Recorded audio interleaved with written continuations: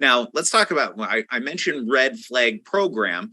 What exactly does it have to have? Well, really, first off, what is a red flag? So, what are we supposed to be looking for? And really, the definition again is very broad. Look at B1 down here, and again, it's in italics. It means a pattern, practice, or specific activity that indicates the possible existence of identity theft. The possible existence of identity theft. So anything that could suggest that this might not be the person we think this person is, or this might not be the person doing whatever thing it is with this account. It may not be the person we think it is.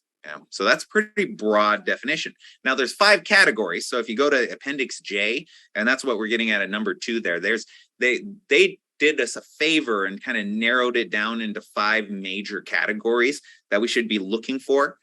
And number 1 is probably, the most associated with FCRA. If you take a look at it, alerts, notifications, or other warnings received from a consumer reporting agency. So in other words, you pull a credit report, there's all kinds of alerts and warnings and things that pop up on there. Notice here, it doesn't say it's only the alerts or warnings that pop up in the FCRA, alerts and warnings section.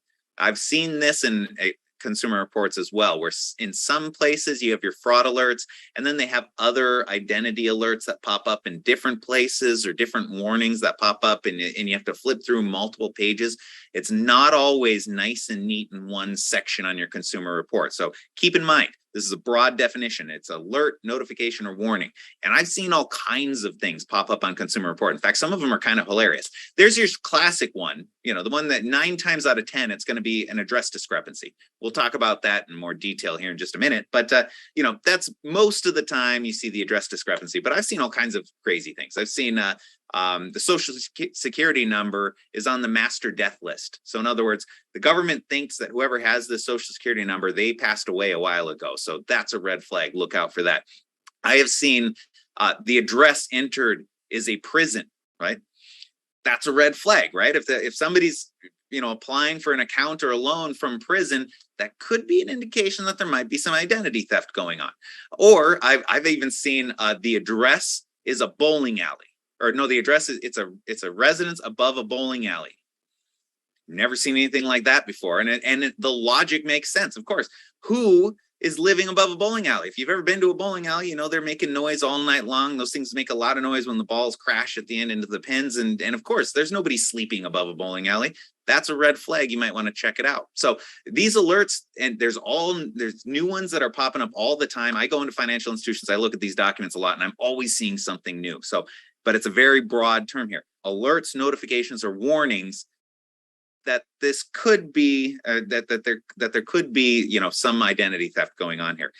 Look at the next area. So that's the kind of the major category, the ones that we see the most of. It's the red flags produced by the consumer reporting agency. Look at B, C, and D. So right underneath that, suspicious documents, suspicious personal identifying information. So, maybe documents that they bring in, or maybe their social security number that they provide, or some other documents or some suspicious activity, like they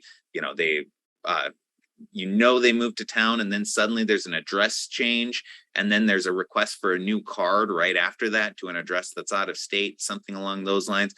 And then look at letter D, the unusual use or suspicious activity related to an account. So this isn't about consumer reports anymore. This is about other documents and other activity that your customers might be exhibiting that could indicate that something's going on. Those are also red flags you should be on the lookout for. And if you look at B, C, and D there, if that sounds like your Bank Secrecy Act or your BSA issues, it should. Right? Suspicious activity. Your BSA officer is on the lookout for suspicious activity as well. So your red flags program and your suspicious activity monitoring program really has a lot of interplay in between them, right? So one hand should know what the other's doing. Tip of the day. So we're looking for suspicious activity, and that could be a red flag of identity theft. And then look at the letter E at the bottom. This one, hopefully you're not missing these. If you get a notice from the customer that they're a victim of identity theft, that is also a red flag. So if I pick up the phone and say, hey, somebody's going around opening accounts that isn't me, that should be a red flag that you're monitoring. So again, major categories of red flags that are built into the system there. And you need to develop a program to be on the lookout for monitoring these red flags.